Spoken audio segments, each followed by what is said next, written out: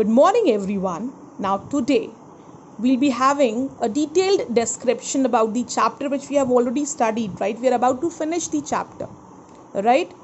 Or almost we are at the end of the chapter.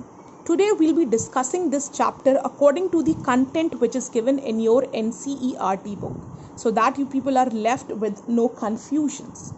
Now, how important are dates? There was a time when historians were fascinated with dates. They were attracted towards dates. Often they had discussions about dates, about the accuracy of dates. Why? Because dates were important. Dates were important because they told us, they made us aware about the events which have happened on those particular dates. So there were heated debates about the dates on which rulers were crowned or battles were fought. The common sense notion history was synonymous with dates.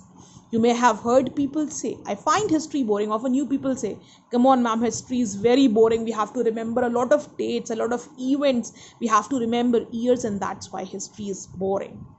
Is such a conception true? Yes, of course it is true. History is certainly about changes that occur over time. It is about finding out how many things were in the past and how things have changed, right? History lets us know about our past. It makes us aware about our past, about the changes, about the events which have occurred in the past, because those events somewhere affect our present and future as well, right? Because history is connected. Until and unless we don't know our history, we'll not be able to solve out the problems which we face in our present and which we might face in our future as well. So history is certainly about changes that occur over time. It is about finding out how many things were in the past and how things have changed. As soon as we compare the past with the present, we refer to time. We talk of before and after. Living in the world, we do not always ask historical questions about what we see around us. We take things for granted as if what we see has always been in the world we inhabit. But most of us have our moments of wonder when we are curious and we ask questions that actually are historical. Right? The map of India which we see today wasn't the same, right? Wasn't the same thousand years back. Or we humans were not the same, right? Humans have started their life as nomads, as hunters and gatherers. They never used to live in early time, they never used to live in communities, right? They settled down as communities in villages in Neolithic age, right? So we humans were not the same. There was no fire. We used to, humans used to eat raw meat. Slowly and slowly we have developed into a social being, right? Social being. We began to depend on each other, right? And slowly we have, settled down in communities, in societies. Then in proper, you can say, civilizations, right? And then your history has come.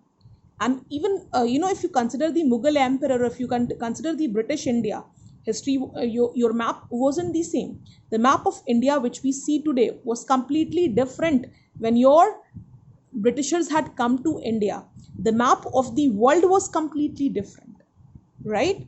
But now it's, most of the countries are are democratic, right? Most of the country now, the world map has completely changed. But most of us have our moments of wonder when we are curious and we ask questions that actually are historical. Watching someone sip a cup of tea at a roadside tea stall, you may wonder, when did people begin to drink tea or coffee, right? Looking out of the window of a train, you may ask yourself, when were railways built and how did people travel long distances before the age of railways? Reading the newspaper in the morning, you may be curious to know how people got to hear about things before newspapers began to be printed. Now, this is an image, right? If you clearly see this image, look.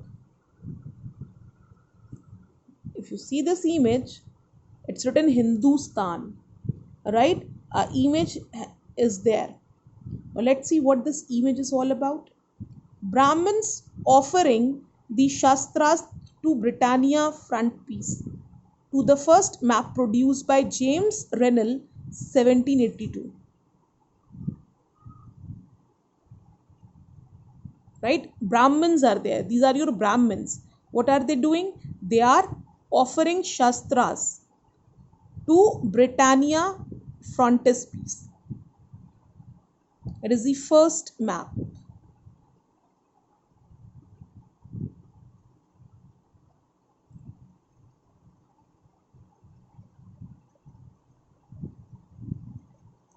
Now Rennell, the one who made this map, Rennell was asked by Robert Clive to produce maps of Hindustan, an enthusiastic supporter of British conquest of India. Rennell saw preparation of maps as essential to the process of domination. The picture here tries to suggest that Indians willingly gave over their ancient texts to Britannia, the symbol of British power, as if asking her to become the protector of Indian culture.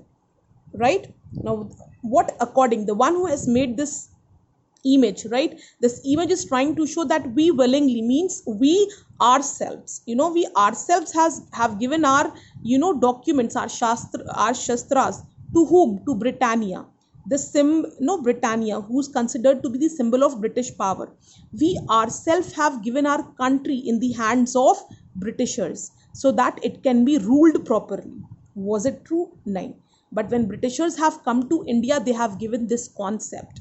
Which concept? That we ourselves willingly have handed over our country in the hands of Britannia, the symbol of British power, right? So that it can be ruled properly.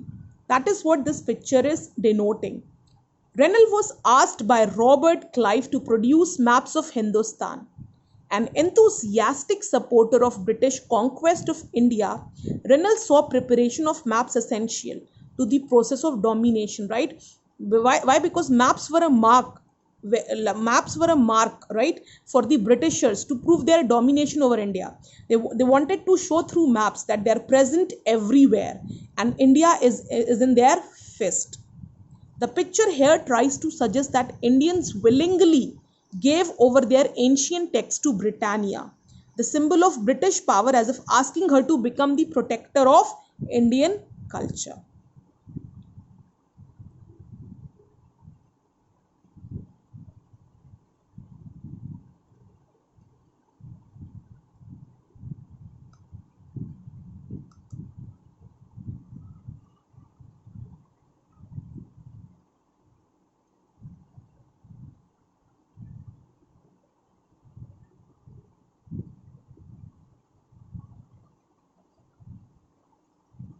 Now, if you go through this one, let's see. All such historical questions refer us back to notions of time.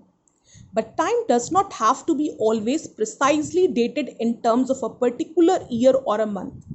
Sometimes it is actually incorrect to fix precise dates to processes that happen over a period of time. People in India did not begin drinking tea one fine day. They developed a taste for it over time. So can you define a fixed date when people have started to drink tea? No. There can be an approximation but not an accuracy over the date. There can be no one clear date for a process such as this.